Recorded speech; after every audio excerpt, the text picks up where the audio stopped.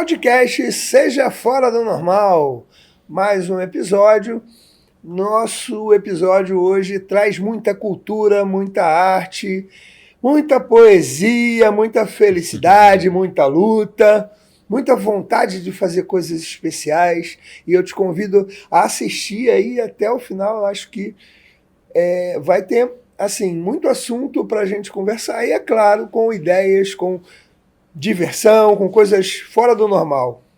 Trouxe hoje aqui para o nosso podcast alguém que vem fazendo a diferença no município de Itaboraí por conta de utilizar os instrumentos e as ferramentas da maneira adequada, que estão, de alguma maneira, sob a responsabilidade dele, principalmente trazendo a cultura para a nossa cidade de maneira muito relevante. Trago aqui hoje o meu amigo William, que de alguma forma hoje representa aqui a Casa de Cultura, Heloísa Alberto Torres, né? E ele vai falar um pouquinho sobre isso. E William, seja muito bem-vindo ao nosso podcast Seja Fora do Normal. Gostaria que você se apresentasse, desse aí os cumprimentos para os nossos ouvintes. É isso aí, pessoal. Muito bom estar aqui com o Márcio, esse podcast.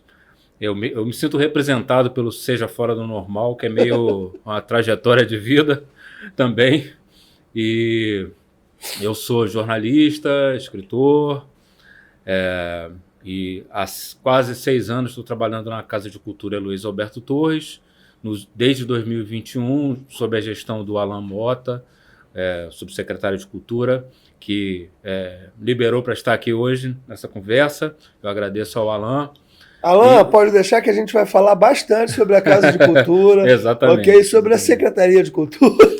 Por meio... E depois eu vou te convidar para vir aqui conversar com a gente. O Alan é uma ótima conversa e você vai adorar estar com ele aqui. E o Alan me convidou para estar na função de coordenador de patrimônio, acervo e memória, que é trabalhar exatamente com uma parte que é o legado da Casa de Cultura, que trabalha com o legado da família Alberto Torres. Lá nós temos documentos, um acervo museológico muito importante. Já tive a experiência, eu já tive a possibilidade, né, de ser conduzido, inclusive, pelo meu amigo William, nessa visita, que é fantástica, não deixem de fazer, é muito bacana. Exatamente. E nesse mês a gente está marcando as datas, né? No dia 17 de setembro tem a comemoração dos 130 anos da Heloísa Alberto Torres, e a antropóloga que dá nome à casa, é uma pessoa fantástica, que só ela valia um podcast. E a Casa de Cultura, o prédio, está completando 215 anos, né? Então é o segundo prédio mais antigo da Praça Marechal Floriano Peixoto, em Itaboraí. Então é um momento especial para a gente. Depois a gente fala um pouquinho mais sobre isso. E falando um pouco mais sobre a minha trajetória, né? Além de eu estar nessa função, até por estar na Casa de Cultura, o Alan foi me colocando, sabendo que eu sou escritor, que eu tenho esse contato com os escritores, nesse trabalho de também levar para a Casa de Cultura os lançamentos literários. No meio de um desses lançamentos literários aconteceu o primeiro sarau, né, o Universos Livres, com o Pedro Garrido, e que já acabou virando uma atração da Casa de Cultura, nessa parceria com o Pedro.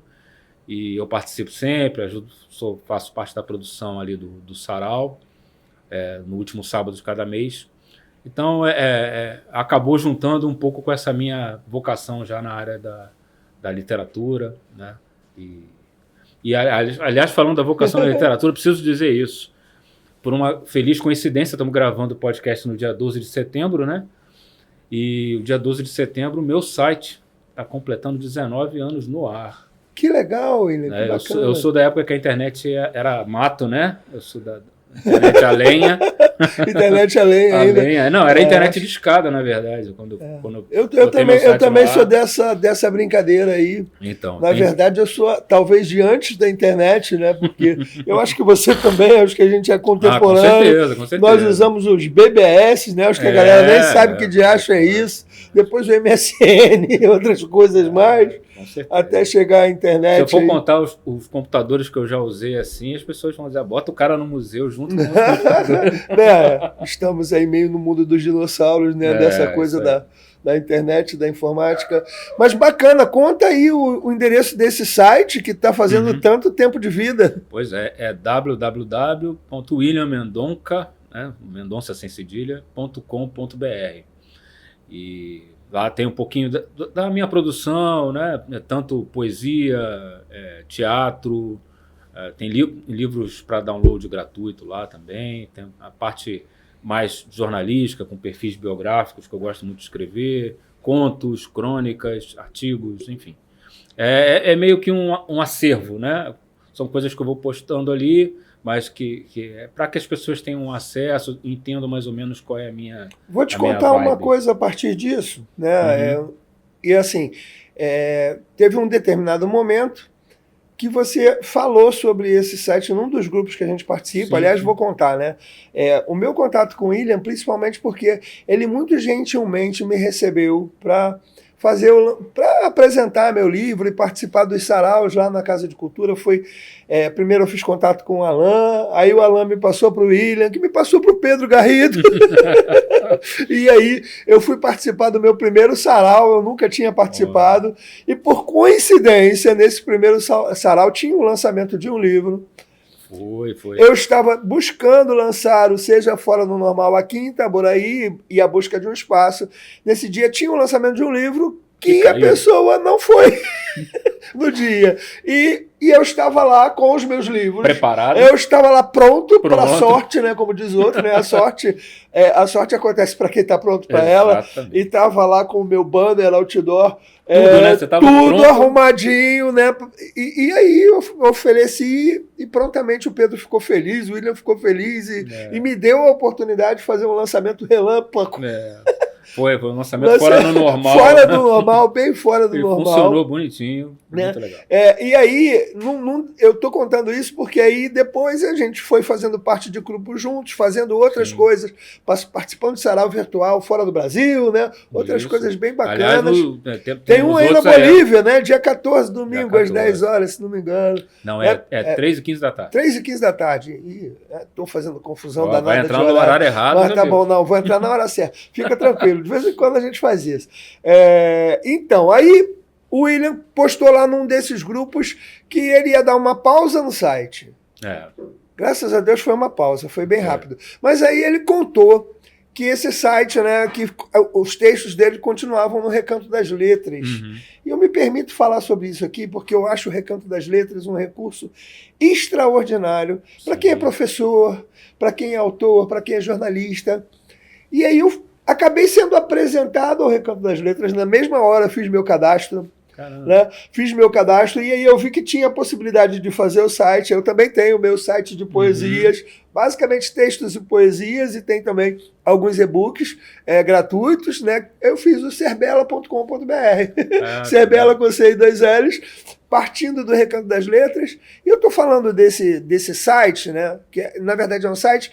Mas porque eu fiquei assim até abismado, porque são milhões de pessoas, quase bilhão, né, de pessoas ao redor do mundo que têm os seus textos publicados.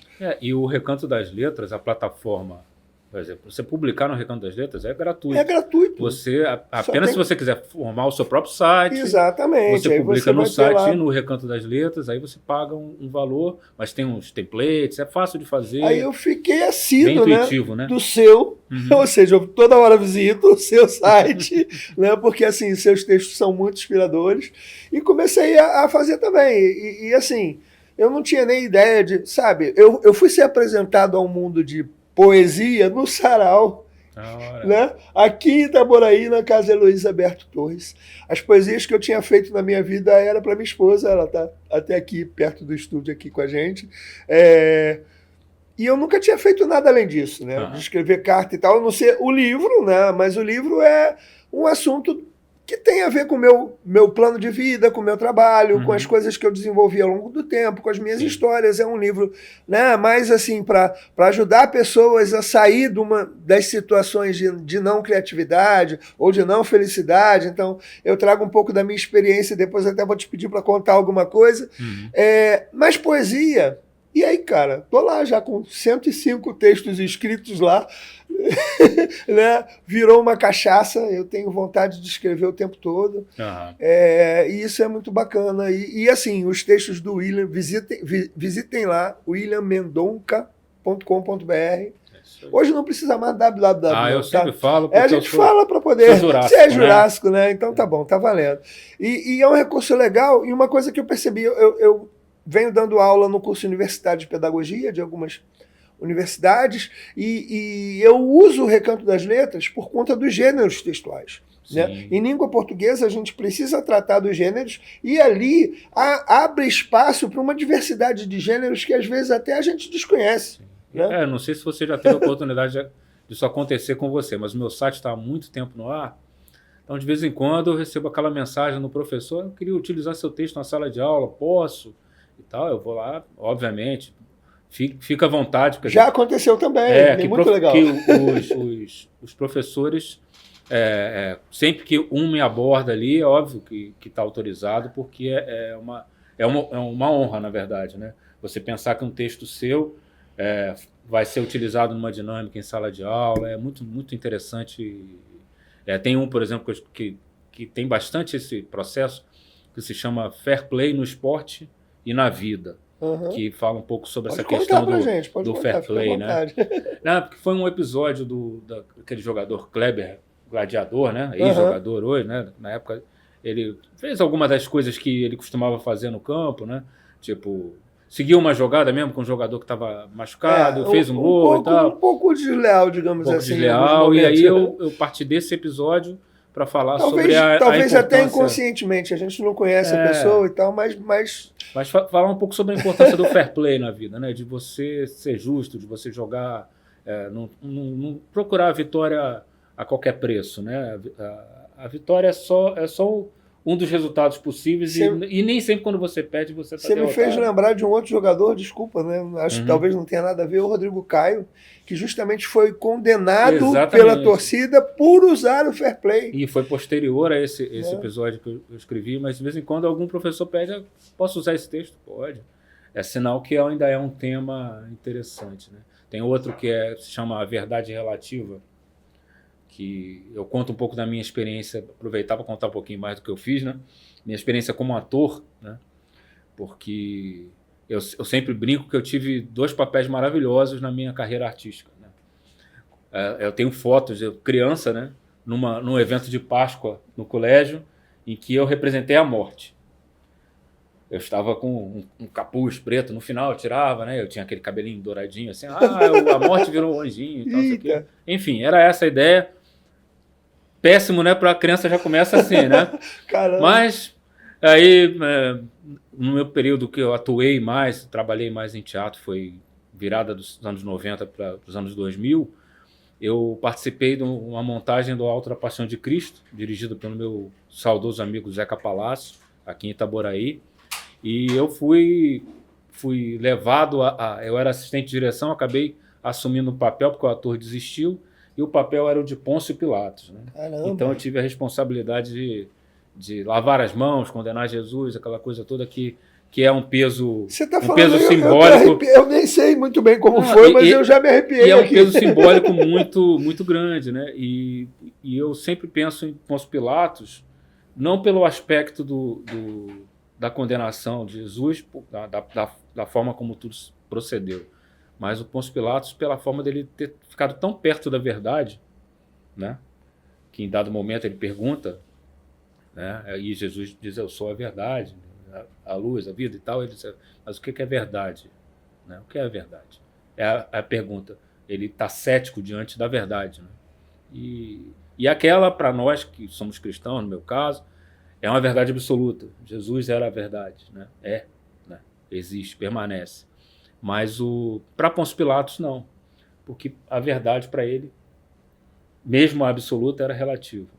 E no mundo a gente está o tempo todo em contato com as verdades relativas, né? O que é um conceito fundamental para você pode não ser para mim e vice-versa. E isso é maravilhoso. E faz parte do jogo, né? Faz parte da do gente jogo. estar na vida entendendo como o outro funciona, administrando às vezes a sua frustração de que o outro não pense como você, mas tudo bem, ele não pensa. E isso às vezes dói. Dói, mas... Dói, né? A gente quer quer essa homogeneidade de alguma forma diante daquilo que a gente... Não, e mesmo diante disso que eu te falei, quer dizer, para mim, cristão, Jesus é uma verdade absoluta. Para quem não é cristão, será uma verdade relativa. E eu tenho que conviver com isso, está tudo bem, faz parte da vida e ninguém é melhor ou pior por conta disso. Isso poxa, muito obrigado por você ter falado e trazido isso aqui, William. Porque está tão difícil da gente perceber isso, né? Tá. As pessoas estão cada vez mais belituosas, né? Não sei nem se essa palavra existe, mas acho que sim. Ou seja, tudo é motivo para guerra, para discussão, para briga. E muito legal você trazer algo tão importante, né, aí da tua história, da tua carreira, da tua vida, do teu papel, mas com essa consciência, né? Com essa consciência. E aí, William, queria aproveitar e te pedir para contar alguma coisa que aconteceu na sua vida, fora do normal. Conta aí. Rapaz, tem muitas. Não, é difícil escolher, né? Essa questão do fora do normal para mim. Eu estava até comentando com você antes da gente entrar aqui que eu já sou todo errado porque eu já nasci de 8 meses, né? Mas ser fora do normal é ser errado, cara? Não. Nesse caso... Conta pra mim. Nesse caso, né? Sempre foi tratado como...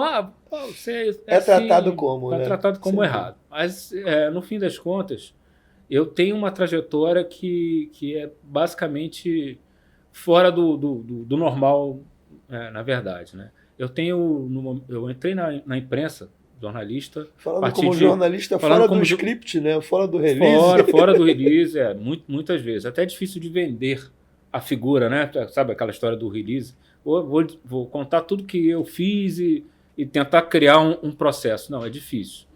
Porque... outro texto que tem no meu site, depois você dá uma olhada lá, você vai gostar, que fala... como é que é? O polivalente que não vale nada. Que eu brinco que eu sou polivalente. Né? E isso é uma coisa meio desvalorizada, né? Eu não sou bom demais em nada, mas eu sou bom em várias coisas. Aí eu vou ter que discordar de você. Não, mas eu vou ter que discordar de você, porque assim, alguém precisa te contar que você é muito bom no que faz. Eu li alguns dos seus cordéis, li vários dos seus textos, e você é muito bom no que faz enquanto jornalista, enquanto responsável pelo patrimônio. Nossa, não fala isso não. Levantei a bola para receber o elogio, né? Não, brincadeira. Mas isso é verdade. Meu amigo, se você não é muito bom no que faz, então vamos procurar quem é bom em alguma coisa por aí. Mas você vê, eu sempre fui... eu descobri que eu tive um fio condutor nessa questão, inclusive que moldou um pouco a minha vida, foi a escrita. Né? Em dado momento, quando eu percebi que eu sabia... que eu me garantia escrevendo, eu comecei nesse processo que me levou ao jornalismo, mas antes a poesia foi o que surgiu, foi o que me trouxe para isso. Em dado momento, por gostar de assistir teatro, eu comecei a escrever para teatro, e por escrever para teatro, em dado momento eu pensei, esse foi um momento muito fora do normal. Eu já escrevia para teatro, mas eu sou um cara tímido, e eu tinha uma certa reserva em estar em grupos, em me abrir, falar um pouco sobre a minha vida e tal. E aí, em 95, eu já escrevia para teatro há 8 anos, eu resolvi entrar numa oficina de teatro. Muito porque a minha esposa queria entrar nessa oficina de teatro, foi até no Teatro São Caetano, aqui em Itaboraí. Queria entrar na oficina de teatro, mas também estava na mesma situação. Será que eu vou? Não, então vamos os dois. Nós entramos na oficina de teatro e, beleza... muita gente que fez teatro com a gente só foi descobrir que a gente era casado já quase no final da oficina, porque a gente entrou meio que... Não, estamos juntos, mas estamos na oficina para ver o que vai acontecer com cada um. Né? Qual é a sensação que isso vai passar.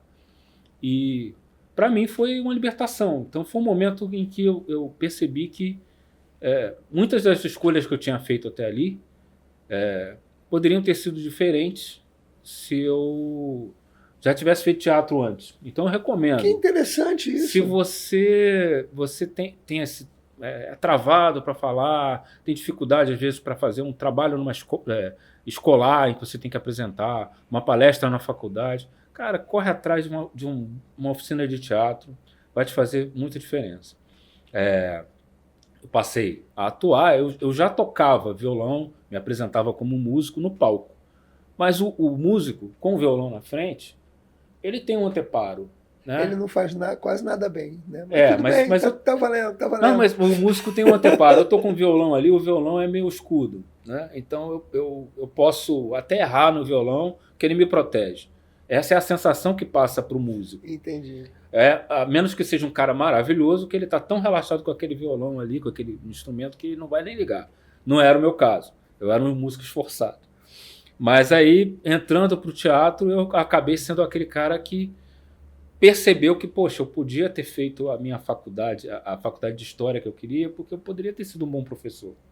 Mas eu tinha medo de fazer a faculdade de História. Caramba. Porque eu achei que em um dado momento, quando eu tiver que dar aula, eu não vou encarar uma turma de alunos. Hoje você vê que eu encaro turmas. Qualquer grupo que aparecer, você manda ver. Eu dou meu jeito, né? Conta, traz um enredo. E, tipo, já fiz comédia, já fiz musical, cantando também, já fiz o Pôncio Pilatos, né, como eu te disse. Então, e, dado momento, fui parando de atuar, mas aquele conhecimento do teatro me fortaleceu para o resto da vida.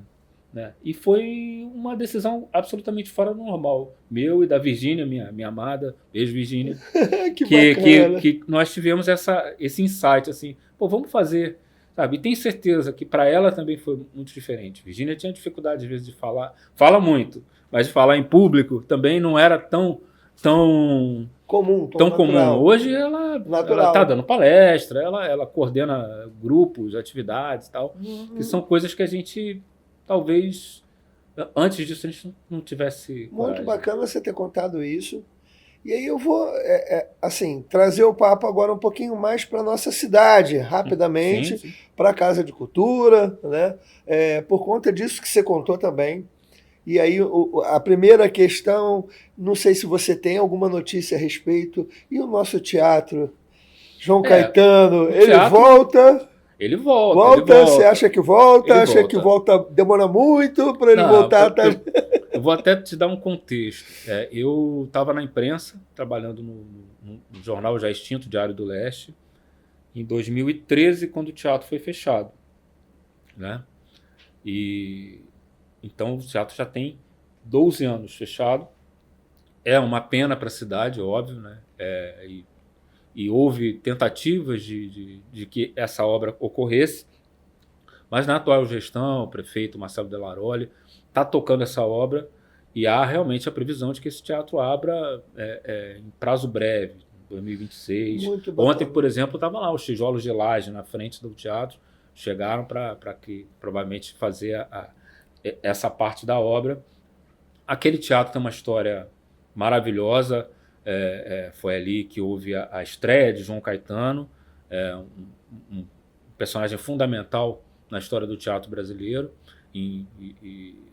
Essa estreia, que foi em 1831, foi presenciada por... História pura, né? Foi presenciada pelo Joaquim Manuel de Macedo, o autor da Moreninha, o outro itaboraense ilustre, que numa biografia, no perfil biográfico que ele escreveu sobre João Caetano, já 60 anos depois do fato, ele cita que esteve presente, que tem vagas lembranças, mas que esteve presente nessa estreia. Mas o teatro original, na década de 70, 1970 e alguma coisa, ele já estava em ruínas, o restante foi derrubado, até aquela brincadeira de que alguém disse, olha, precisa tombar o teatro, e realmente jogaram o teatro abaixo.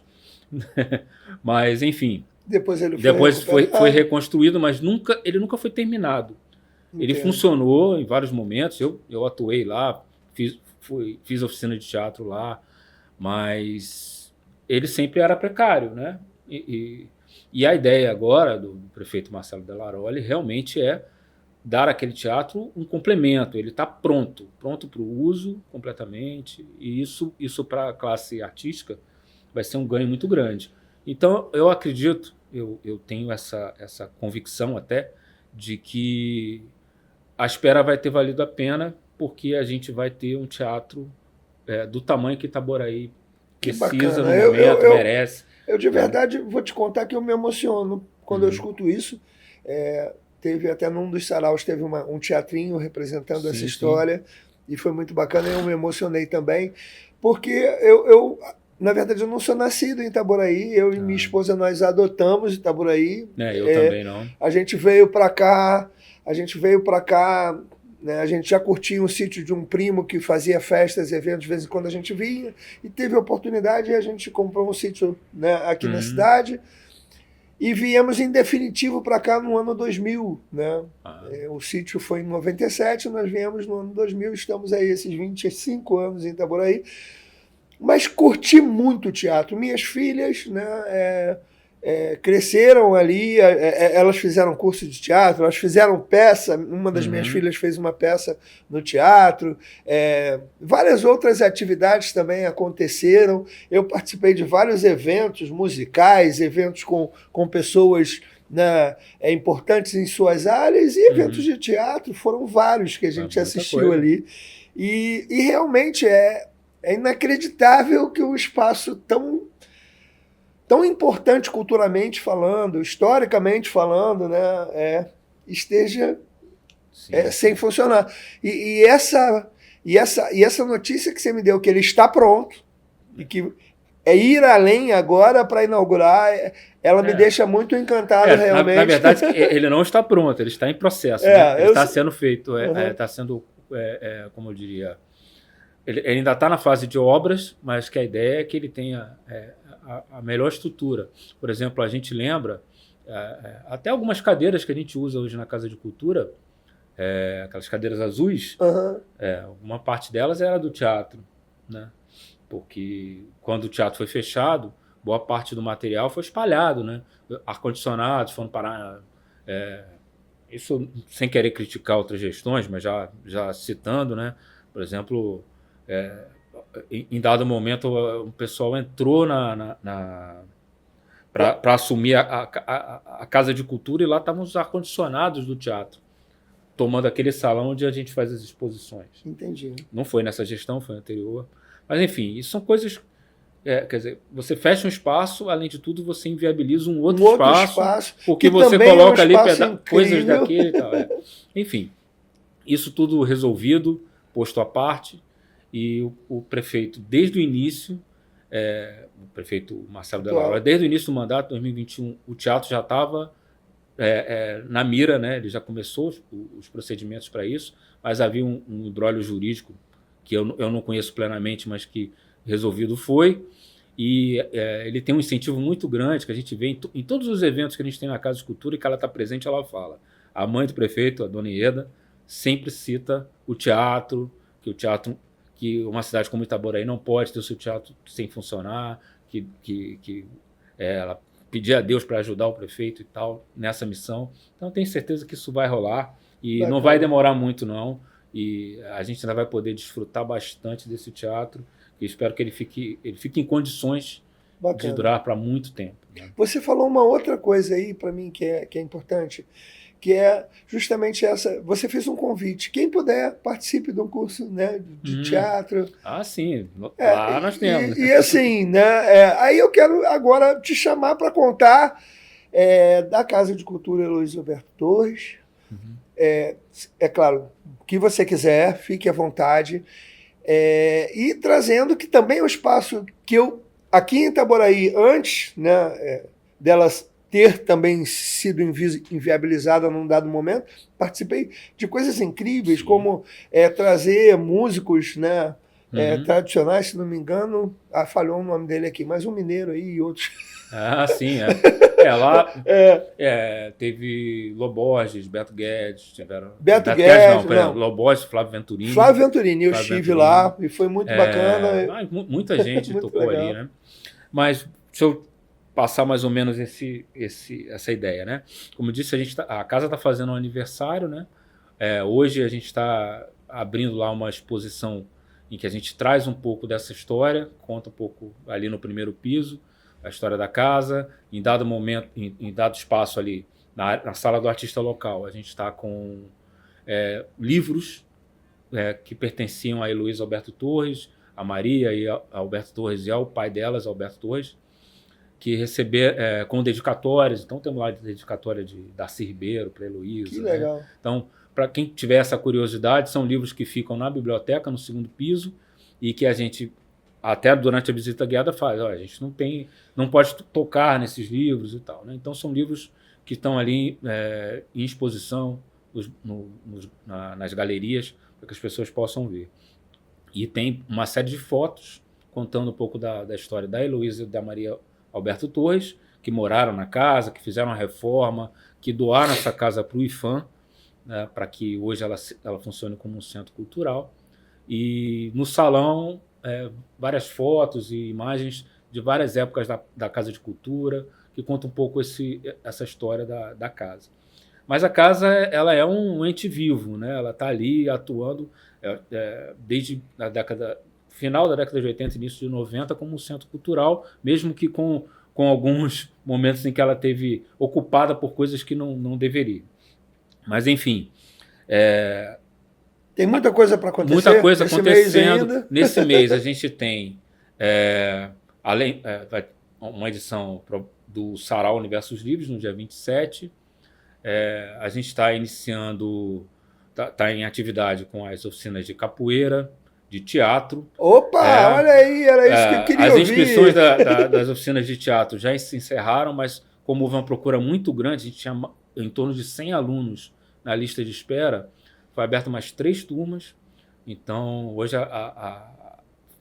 o funcionamento das oficinas é frenético, né? Vários horários.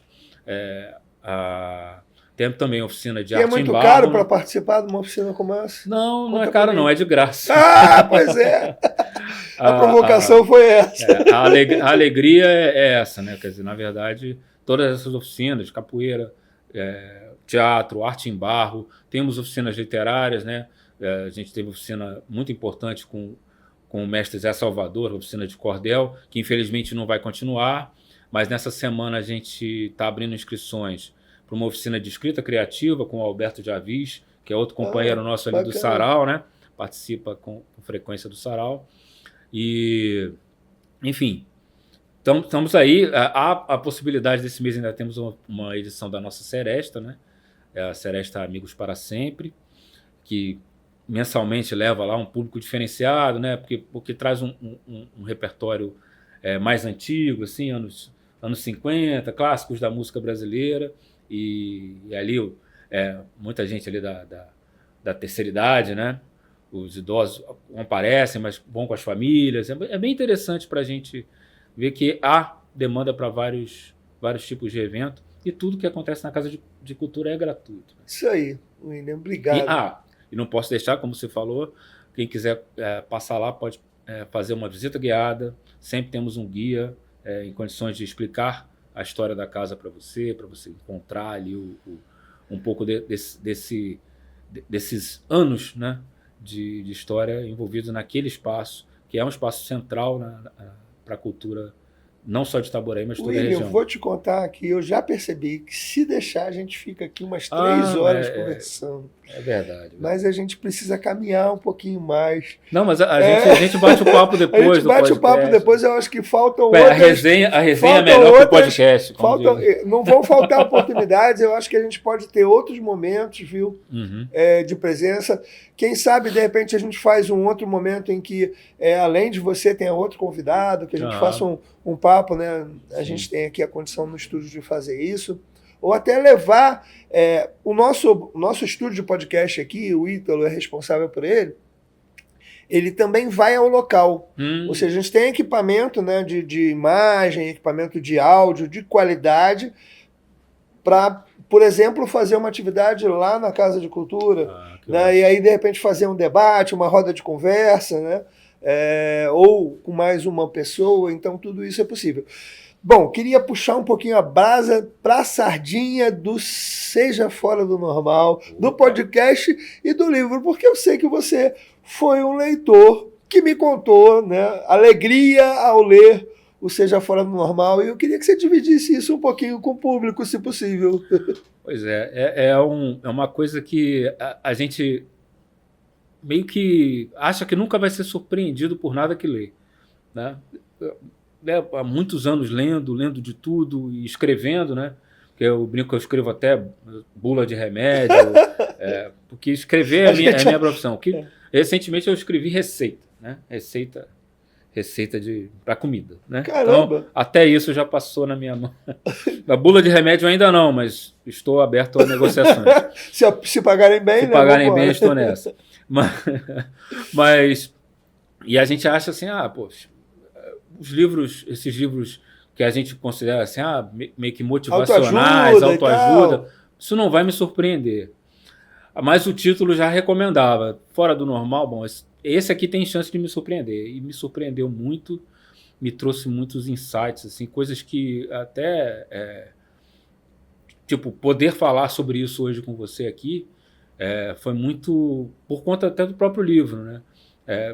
Me fez refletir sobre esses momentos ao longo da minha vida em que eu tive essas atitudes, em que elas me enriqueceram, né? Elas vão ajudando a gente a construir o nosso poder criativo, o nosso poder... Inclusive... que a sociedade tenta deixar a gente naquelas caixinhas, sim, né? Então, eu poderia ser só o cara o jornalista.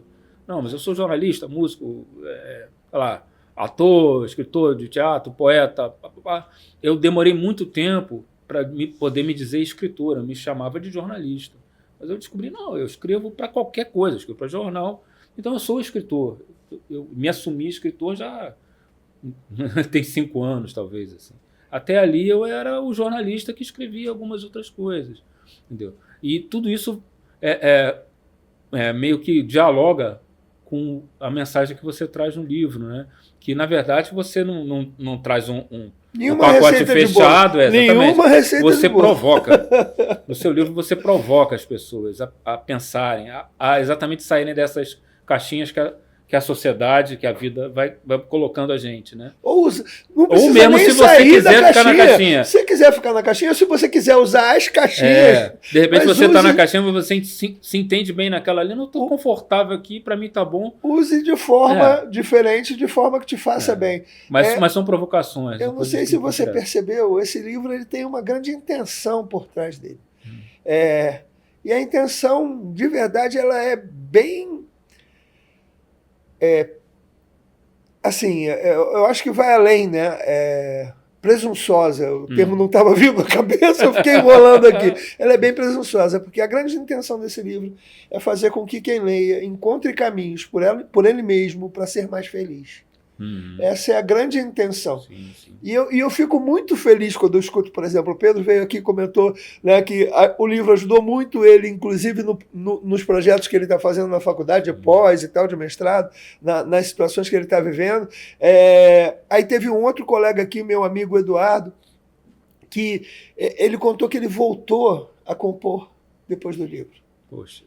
E ele voltou a expor as músicas dele depois do livro. Cara, isso para mim não tem preço, sabe? Porque é exatamente isso que eu quero, de alguma maneira, que as pessoas encontrem os seus caminhos. Então ali eu conto as minhas histórias, né?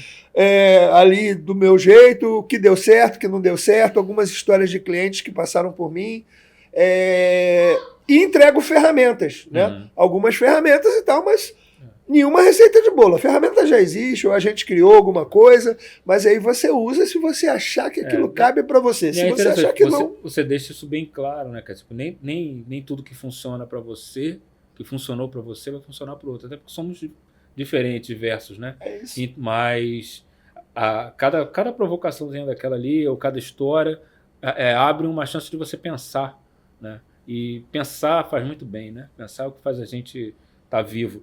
E a gente, às vezes, está tão no automático, vivendo, sem perceber que, na verdade, você está sobrevivendo. Você não está pensando, você não está tendo um senso crítico, você não está reavaliando suas atitudes, para saber se pode melhorar, em que pode melhorar, poder sempre podemos, né?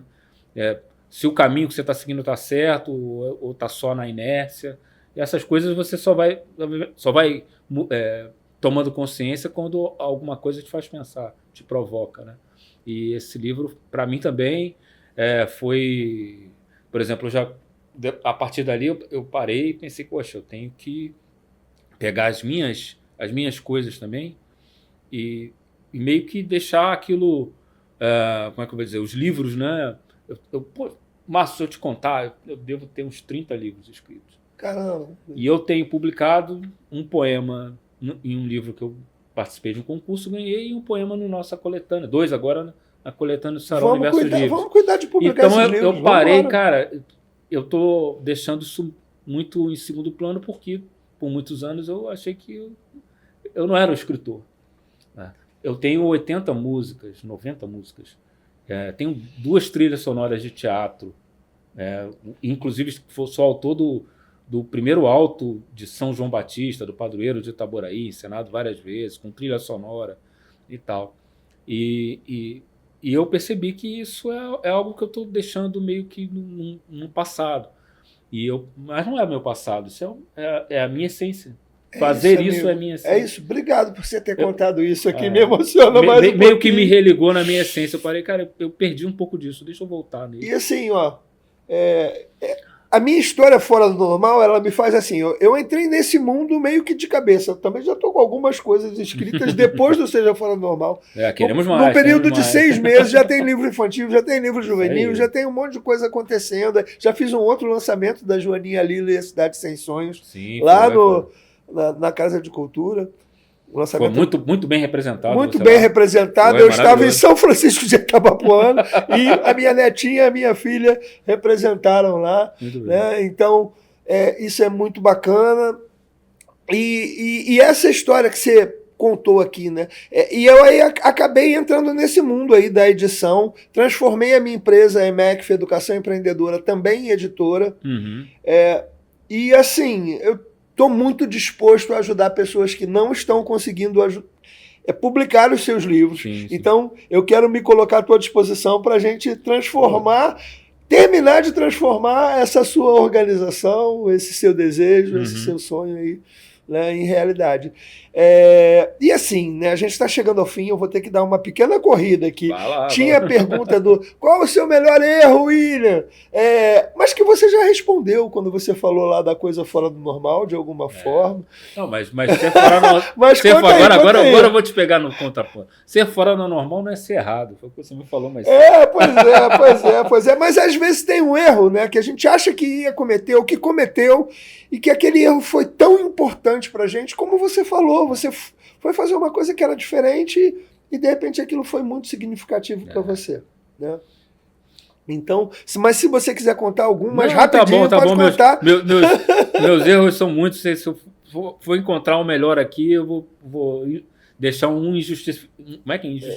Um injustiçado. Né? Melhor não. Então, aí eu queria assim, que você trouxesse... não sei se você está pronto para isso, mas tem algum poema aí na mão, algum cordel? Eu vi que você estava com o livrinho na mão. Eu trouxe aqui. Então, se você quiser contar para a gente, eu acho que dá tempo. Porque dá tempo. Porque, olha, eu fui trazer... Não, eu vou contar um pedaço. Eu fui trazer o seu Luiz Frias aqui. Seu Luiz Frias E foi muito engraçado. Ele foi muito engraçado, porque eu fazia as perguntas para ele e ele ficava e não conseguia responder. Aí eu falava para ele assim, seu Luiz, vamos fazer... Mas você pediu para ele falar poesia. Assim, seu Luiz, então vamos fazer o seguinte, o senhor tem uma poesia sobre esse assunto aí e tal. Aí, rapaz... De memória. Foi maravilhoso. Porque ele deu um show aqui. Tudo em forma de poesia. E de memória, né? E é exatamente essa qualidade que ele tem, que é de ter os poemas de memória, que eu não tenho. Eu também não. Tenho zero disso. Mas eu trouxe aqui, na verdade, como foi o último momento... você fala muito no livro de você aprender outra coisa, né? Também, de você se dar a chance de experimentar, né, algo novo. E a oficina de cordel que aconteceu no ano passado, na Casa de Cultura, com o Zé Salvador, que é o maior divulgador de cordel no Rio de Janeiro, é um autor que mora em São Gonçalo, mas ele roda todos os cantos fazendo essa divulgação. meio que libertou o meu lado cordelista, como ele fala. Eu não te ensinei a escrever cordel, eu libertei o cordelista que tinha dentro de você. É mentira, ele me ensinou a escrever cordel porque eu não sabia das sutilezas de uma arte tão complexa.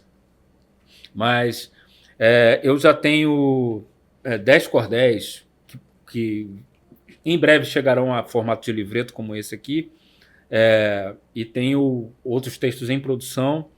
E esse aqui, que é A Incrível Viagem de Zé Salvador a Itaboraí, foi um que eu produzi durante a oficina do Zé Salvador.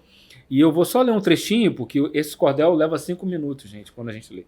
Então não vou fazer isso com o Márcio correndo aqui, né? Hoje não dá tempo. Mas é interessante, eu vou falar um trechinho que vai até aqui a Casa de Cultura. Aí eu vou te pedir para falar. Quando você terminar de falar o cordel, você já faz as considerações finais. Beleza, okay? Beleza. Então vamos lá. A Incrível Viagem de Zé Salvador a Itaboraí. Hoje, em Itaboraí, cidade de luz e cor, encontrei meu velho amigo e mestre Zé Salvador, grande nome do cordel, poeta de enorme valor. O mestre trouxe folhetos e chegou feito turista, para conhecer a cidade tão bela que enche a vista, antiga e cheia de histórias, celeiro de tanto artista. Foi à Casa de Cultura, onde o talento acontece, tem show, tem exposição, tudo que o povo merece. Até sarau de poesia, arte que se fortalece. O sobrado muito antigo é o legado de Heloísa, a filha de Alberto Torres, para a cidade que precisa de mais arte, mais memória, mais patrimônio e pesquisa.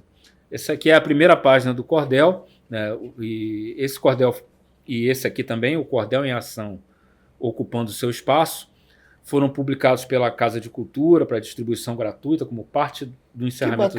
Né? Esse aqui foi composto coletivamente, todo mundo da turma. Então temos aqui a Cleidiane Montel, a Elizabeth Silva, a Rafaela Fragoso, a Valéria Souza e eu também, que fui um dos alunos do Zé Salvador nessa oficina. E a gente lançou isso já na Casa de Cultura. Quem quiser um exemplar ainda consegue encontrar comigo lá, na própria casa. Eu quero. De graça. Então você vai ganhar 2 aqui agora, um de cada. Opa! Temos lá. E só queria, Márcio, te agradecer muito a oportunidade, cara. Estar aqui conversando com você. Já não foi a primeira vez que a gente tentou agendar a data, né? Mas conseguimos. Mas dessa vez deu certo. E agradecer aqui a oportunidade de poder falar um pouco da minha trajetória e trocar umas ideias com você. Temos que fazer mais isso. Não necessariamente aqui. Eu acho que você é um cara que tem esse lance. Você é um cara que faz os outros crescerem. Porque quando a gente conversa com você, a gente... Mas a gente provoca o tempo todo também, né? Às vezes a gente busca coisas que às vezes que não são o conceito... E assim, mas eu acho que a gente cresce, Você né? vê aquelas pessoas que conversam com você meio que só botam você para baixo, né? Você diz, não, tá difícil. Eu mesmo, às vezes, sou assim. Eu sou meio negativo, né? Minha esposa sempre fala isso. Olha, cara, você tem que parar de ficar vendo o lado ruim das coisas e tal. Eu ontem até falei na Casa de Cultura que interessante que eu sou o profeta da lei de Murphy. Eu não conseguia ver você por esse ângulo. Só estou sabendo sobre isso agora porque você está contando. Porque todo o contato que eu tive com você, você me levou para cima. Ah, que bom. É verdade. Mas eu brinco, eu sou meio que o profeta da lei de Murphy, né? Eu sempre acredito que as coisas, se elas têm um acesso de errado, suas considerações finais para a gente encerrar. Mas é isso, de qualquer forma, muito obrigado a todos aí que estão assistindo. Visitem lá o meu site, williammendonca.com.br e estamos aí. É isso, meu amigo. Muito obrigado pela tua presença aqui também. Valeu. Foi maravilhoso. E é isso. Quem viu, viu. Quem não viu ainda, vê depois. Tá tudo bem, tá valendo. Eu sou Márcio Herbella, nosso podcast Seja Fora do Normal, inspiração do livro Seja Fora do Normal, tá aqui atrás para vocês, ok? É só procurar a gente. Mas se registra aí no podcast, escuta no carro, conta para as pessoas, divulga. Quem sabe um dia você pode vir aqui conversar com a gente também. Podcast Seja Fora do Normal, episódio com o nosso querido William Mendonça. Terminou por hoje. Até a próxima.